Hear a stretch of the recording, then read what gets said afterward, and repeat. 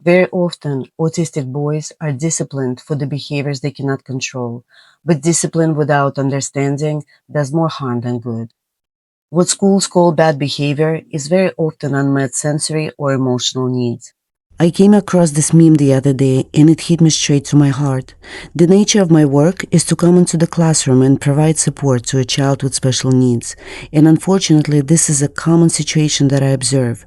Most of the time, it's a boy whose behavior of overwhelm is being read as defiance or disruption.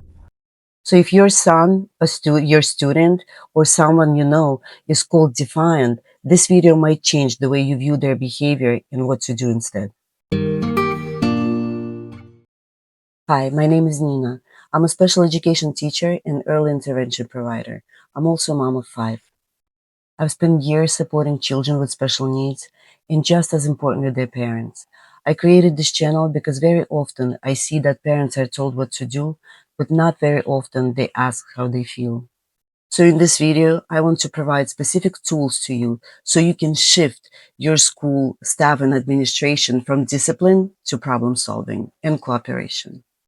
And although the behavior is not always clear cut like that between boys and girls, we do know from a lot of research that boys and girls with autism differ in behavior and brain structure. Research suggests that boys are more likely than girls to display repetitive and restrictive behaviors. You know, the kind of behaviors that teachers interpret as problematic in classroom setting. And because these behaviors look different from typical peer behavior, they interpret it as defiance or disruption rather than as attempt to communicate differently or sensory overwhelm. The meme that I showed you earlier points out that schools and society often only notice what's loud and defiant. For many boys, behaviors like intense focus, strong emotional reactions, or slower social responses, they don't look typical, so they're labeled as misbehavior and being disciplined instead of being understood. So what is called defiance could be a child communication that he could not express in words. The solution is not to change autistic boys. The solution is to change how we interpret their behavior.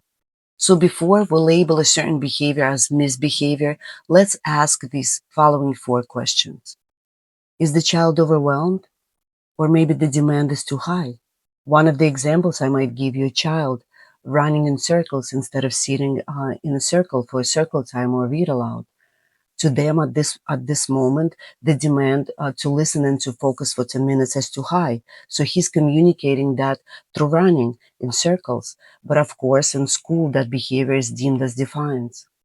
Is the environment too loud, fast, or confusing? Is the child trying to escape discomfort?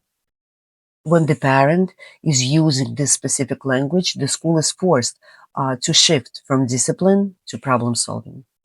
This positions you as an informed leader, not emotional or defensive. And also let the school know if you observe that certain behavior is consistent with sensory overload and not with defiance.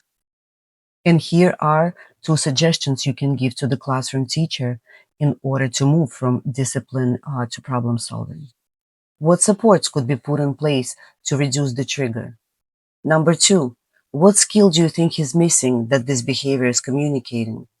For example, if he keeps running when it's time to sit down for circle time, maybe he's missing the skill, the ability to sit and to have focus for longer than several minutes.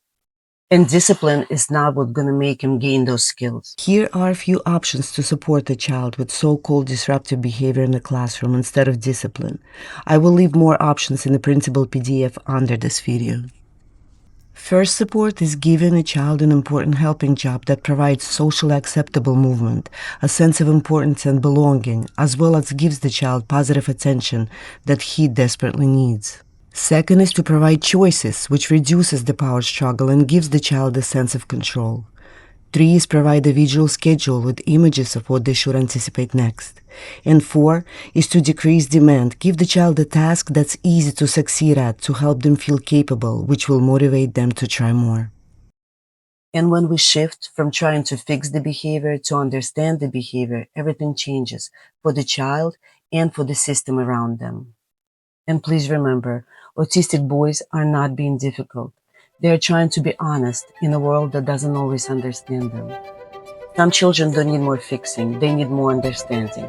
And we'll get there by raising awareness one small step at a time.